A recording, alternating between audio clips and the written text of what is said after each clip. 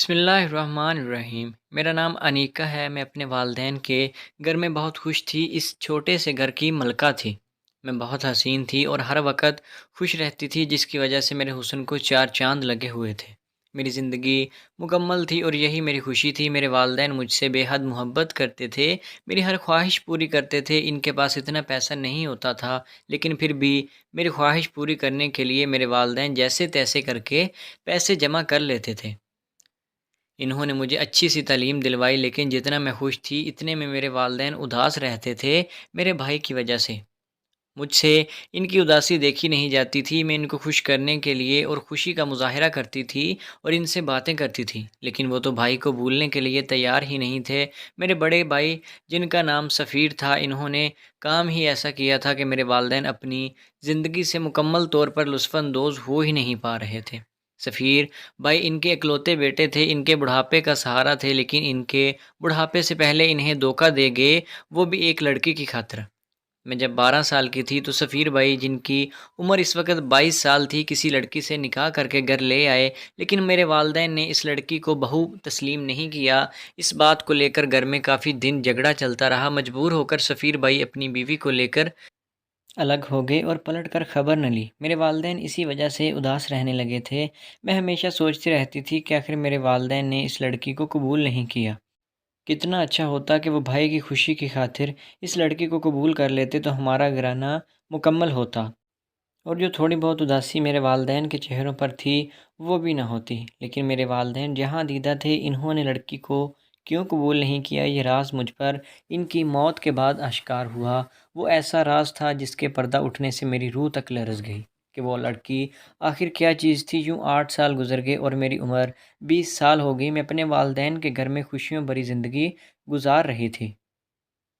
ہم لوگ زیادہ امیر تو نہیں تھے، لیکن اچھا کھاتے پیتے تھے۔ پھر ایک روز میرے والدین کسی فوتگی میں گئے، واپس بس سے ٹکرا گئے اور دونوں موقع پر جاں بحق ہو گئے۔ میرا بھائی جو 8 سالوں سے غائب تھا، ان کی موت پر اچانک آ گیا روتا ہوا۔ انہوں نے مجھ سے کہا کہ میں ان کے ساتھ چلوں، کہ اب میں اس گھر میں اکیلی تھی اور جوان تھی اور میں اکیلی نہیں رہ سکتی تھی، میں ان کی ذمہ داری تھی۔ انہیں اس بات کا احساس ہوا، اس لیے وہ مجھے اپنے ساتھ گھر لے گئے۔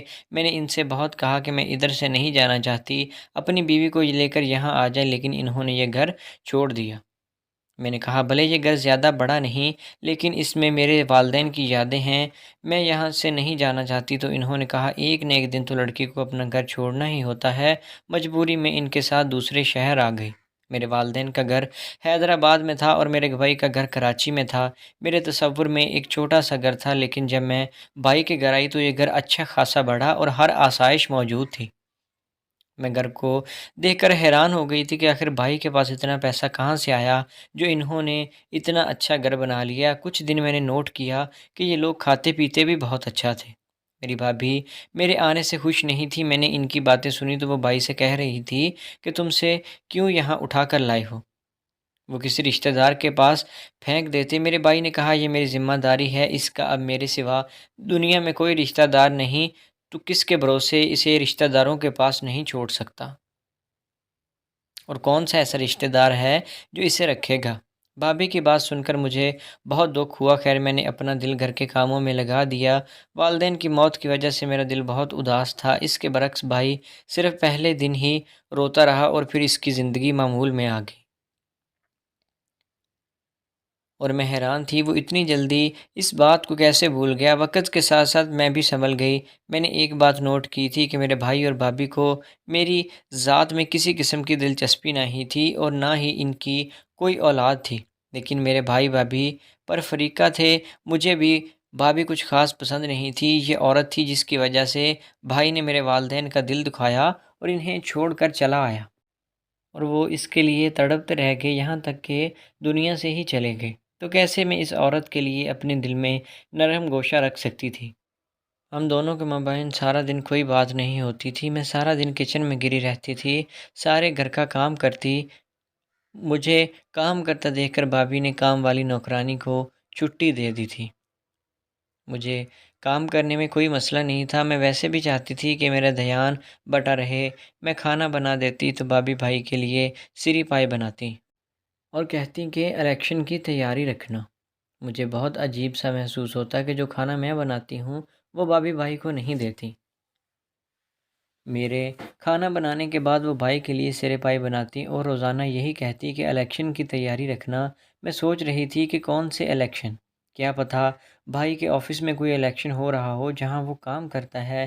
کام کرنے کے بعد میں جلدی سو جایا کرتی تھی، لیکن ایک رات مجھے نیند نہیں آئی تو میں گیلری میں آ کر کھڑی ہو گئی، تو مجھے دوسری گیلری سے بھائی اور بھابھی کی آوازیں آ رہی تھیں۔ بھائی نے بھابھی سے کہا، الیکشن شروع ہو گئے ہیں، چلو ووٹ ڈال کر آتے ہیں۔ پھر دونوں گاڑی نکال کر باہر چلے گئے۔ میں سوچ میں پڑ گئی کہ کون سے الیکشن ہو رہے ہیں اور آدھی رات وہ کون سا ووٹ ڈالنے جا رہے ہیں۔ یہ سوچ میرے ذہن میں گھر کر گئی تھی اور مجھے نیند نہیں آئی تھی۔ میں انتظار کرنے لگی کہ کب وہ لوگ واپس آئیں، کیونکہ مجھے ڈر لگ رہا تھا، میں گھر میں اکیلی تھی۔ جب انہوں نے آنے میں دیر ہو گئی تو نیند کے ہاتھوں مجبور ہو کر میں سو گئی۔ صبح میں نے اس بات کا ذکر بھابھی سے کیا تو وہ غصہ ہو گئی۔ انہوں نے مجھ سے کہا کہ اپنے کام سے کام رکھوں، ہمارے گھر کے معاملات میں دخل دینے کی ضرورت نہیں۔ ہم کہاں آتے ہیں، کہاں جاتے ہیں اور کیا کرتے ہیں، یہ تمہارا سر درد نہیں ہے۔ بھابھی کی بات سن کر میرا دل بجھ گیا تھا۔ پھر اگلی رات بھی مجھے پریشانی سے نیند نہیں آئی۔ رات کو پھر میں گیلری میں آ گئی اور وہی آواز سنائی تھی۔ بھائی نے بھابھی سے کہا کہ الیکشن شروع ہو گئے ہیں، چلو ووٹ ڈال کر آتے ہیں۔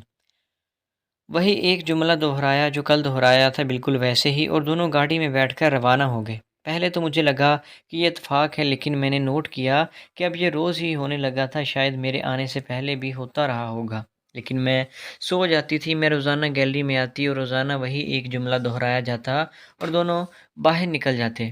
کبھی بھائی اکیلے چلے جاتے تو کبھی بھابھی ساتھ ہوتی، وہ بھی تیار ہو کر۔ اب مجھے محسوس ہو رہا تھا کہ دال میں کچھ کالا ہے۔ تجسس کے مارے میرا برا حال تھا کہ آخر یہ دونوں کہاں جاتے ہیں اور کیا کرتے ہیں، اور میرے بھائی کیا نوکری کرتے ہیں جو ان کے پاس اتنے پیسے آ رہے ہیں۔ بھائی دکھنے میں بہت خوبصورت تھے، ان کی عمر 30 سال تھی اور وہ بہت ہی شاندار شخصیت کا مالک تھا۔ اوپر سے قیمتی لباس میرے بھائی کی شخصیت میں چار چاند لگا دیے تھے۔ انہیں دیکھ کر محسوس ہوتا تھا کہ وہ کوئی بہت بڑے بزنس مین ہیں۔ بھابھی بھی حسین تھی۔ اب تو مجھے بھی پریشانی نے گھیر لیا تھا، نہ جانے کیوں مجھے محسوس ہو رہا تھا کہ گھر میں جو کچھ ہو رہا ہے وہ اچھا نہیں ہو رہا۔ میں بچپن سے ہی ہر معاملے کی تہہ میں جانے کی شوقین تھی۔ جب تک ساری سچائی میرے سامنے نہ آ جائے تب تک مجھے سکون نہیں آتا، اور میں بالکل بے بس تھی اس معاملے میں۔ میں نے خود کو بہت روکا کہ بھائی اور بھابھی کے آپس کے معاملے ہیں، جو وہ کرتے ہیں کرتے رہیں، میری بھلا سے، لیکن تجسس ایسا تھا کہ مجھ سے رہا نہیں گیا، اور میں نے فیصلہ کر لیا تھا کہ میں ان کا پیچھا کروں گی کہ آخر یہ دونوں جاتے کہاں ہیں اور کرتے کیا ہیں۔ ایک رات جب وہ دونوں گھر سے باہر نکلے تبھی میں گھر سے باہر آئی۔ میں لان میں چھپی ہوئی کسی درخت کے پیچھے۔ جیسے ہی وہ باہر گئے تو میں نے بھی فوراً رکشہ پکڑا اور ان کے تعاقب میں لگ گئی۔ میں نے چہرے پر نقاب کیا ہوا تھا، مجھے بہت خوف محسوس ہو رہا تھا۔ ایسا کام میں زندگی میں پہلی بار کر رہی تھی۔ اگر بھائی نے مجھے دیکھ لیا تو میری شامت آ جائے گی۔ میں نے دیکھا کہ انہوں نے گاڑی سڑک کے ایک طرف روک دی اور میری بھابھی بہت سج سنور کر گئی تھی۔ میں سوچ رہی تھی کہ رات کے اس پہر بھابھی کو اتنا تیار ہو کر جانے کی ضرورت کیوں پیش آتی ہے، اور بھابھی سڑک میں اکیلے کیوں کھڑی تھی، اور بھائی ایک طرف کھڑے ہو گئے۔ دور سے کوئی بڑی سی گاڑی نظر آتی دکھائی دی۔ بھابھی بھاگتی ہوئی اس گاڑی کے آگے گئی تو گاڑی والے نے بریک لگا دی۔ گاڑی والا پریشانی سے اترا اور بھابھی سے کہنے لگا کہ آپ کا خودکشی کرنے کا ارادہ تھا۔ اس کی بات سن کر بھابھی نے چیخنا چلانا شروع کر دیا۔ وہ تو شخص پریشان ہو گیا۔ اس نے کہا کہ آپ کیوں اتنا چیخ رہی ہیں، میں نے تو کوئی غلط حرکت نہیں کی، لیکن بھابھی زور زور سے چیخ رہی تھی کہ بچاؤ بچاؤ مجھے بچاؤ۔ اتنے میں بھائی دوڑتے ہوئے بھابھی کے پاس گئے اور کہا کہ کیا ماجرا ہے۔ بھائی ایسے دکھا رہے تھے جیسے وہ بھابھی کو نہیں جانتے ہوں، اور سڑک سے گزر رہے تھے اور بھابھی کی چیخ سن کر ان کی مدد کو آئے۔ اس شخص نے کہا کہ میں رستے سے گزر رہا تھا، یہ گاڑی کے آگے آ گئی، میں نے انہیں بچانے کے لیے بریک ماری اور گاڑی سے اترا۔ اب یہ بلا وجہ چیخ رہی ہیں اور لوگوں کو مدد کے لیے پکار رہی ہیں، حالانکہ میں نے ان کے ساتھ کوئی بھی غلط حرکت نہیں کی۔ گاڑی میں جو بھی شخص تھا انتہائی شریف دکھائی دیتا تھا اور کافی دولت مند بھی تھا۔ اس کی گاڑی کافی بڑی تھی۔ بھائی نے ایک دم سے اس شخص کا گریبان پکڑ لیا اور کہا تم کو پولیس کے حوالے کر دوں گا، اکیلی لڑکی دیکھ کر اس کو ہراساں کرنے کی کوشش کر رہے ہو۔ وہ شخص اپنی بات کا یقین دلانے لگا تو بھائی نے फ़ौरन मोबाइल में वीडियो बनानी शुरू कर दी। भाई कह रहा था कि ये शख्स लड़की को अकेला देखकर तंग कर रहा है, इसे हरासा करने की कोशिश कर रहा है और मैंने इसे पकड़ लिया।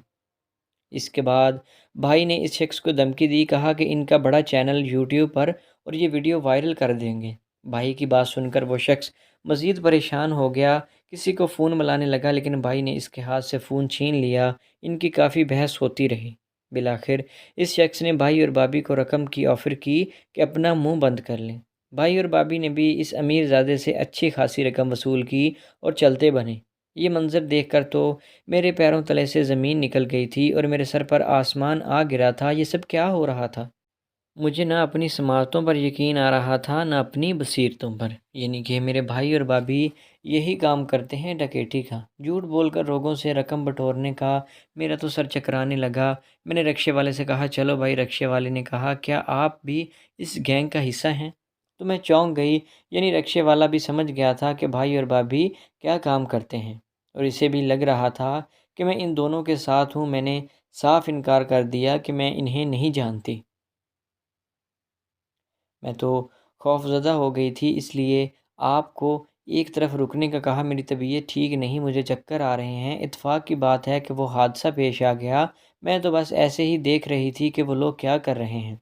तो रिक्शे वाले ने कहा, ये आम सी बात हो गई है आजकल इस शहर में।